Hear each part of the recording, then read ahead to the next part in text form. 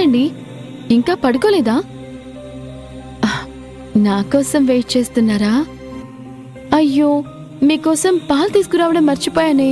ఉండండి, తీసుకొస్తాను.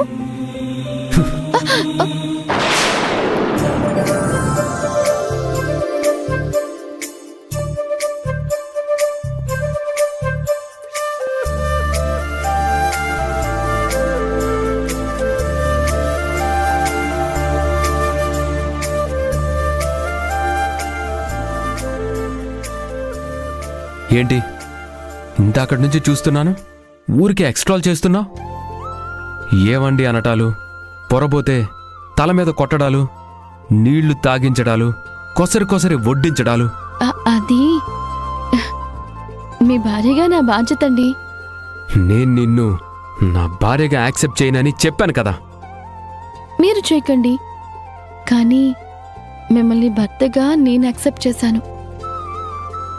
చూడండి, మీరు కట్టిన తాళి కూడా ఉందిగా.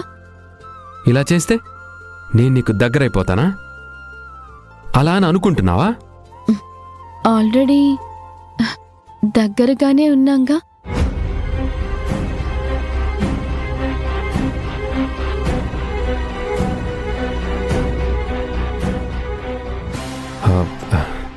నేనేమీ నీ మీద ప్రేమతో నీ చెయ్యి పట్టుకోలేదు, కోపంతో పట్టుకున్నాను. ప్రేమగా పట్టుకున్నా, కోపంగా పట్టుకున్నా, నన్ను కట్టుకున్న శ్రీవారు మీరే కదా. ఇదే వద్దంటున్నాను. చూడు, నువ్వంటే నాకు పీకల్లోతు ద్వేషం ఉంది. నాకు మీరంటే పీకల్లోతు అభిమానం ఉంది. భర్త అనే గౌరవం ఉంది. ఏ భార్య అయినా భర్త దగ్గర ఇలానే ఉంటుంది. ఏవండి అని పిలుస్తుంది, ప్రేమగా వండుతుంది, వడ్డిస్తుంది. అది భార్యగా నా హక్కు. మీరు కాదంటే కుదరదు. మీ మనసు తెల్లని కాగితం లాంటిది. దానిమీద ఎవరో పిచ్చి గీతలు గీశారు. ఆ గీతలు చెరిపేసి మన మధ్య అపార్థాలు తొలగించే బాధ్యత నాది. ఆ రోజు త్వరలోనే వస్తుంది.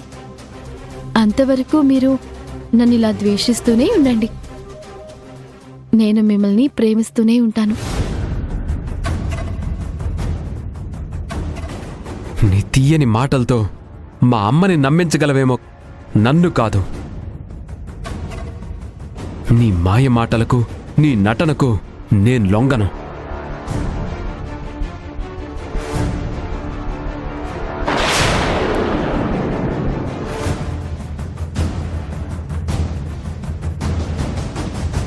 నేను మంత్రగత్తెనో మాయలేడినో కాదు మాయలు చేయడానికి. మనసున్న ఆడపిల్లని. నా మనసు మీకు అర్థమయ్యే రోజు వస్తుందిలే. అంతవరకు వెయిట్ చేస్తాను. Good night.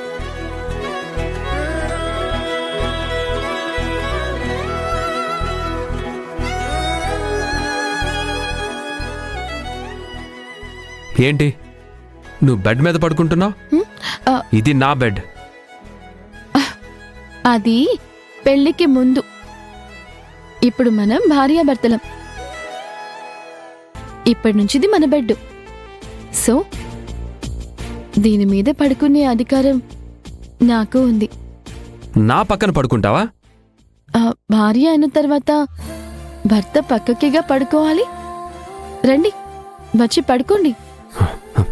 నో, నేను నీతో కలిసి పడుకోను. సరే, మీ ఇష్టం. దిండు దుప్పటి తీసుకొని మీరే కింద పడుకోండి. వాట్? నేను కింద పడుకోవాలా? అవును. ఎవరికి కలిసి పడుకోవడం ఇష్టం లేదో వాళ్ళే కింద పడుకోవాలి. నాకేమీ అభ్యంతరం లేదు. నాకు కింద పడుకుంటే నిద్ర రాదు. అయితే బెడ్ మీద పడుకోండి. నేనే వద్దనలేదు కదా.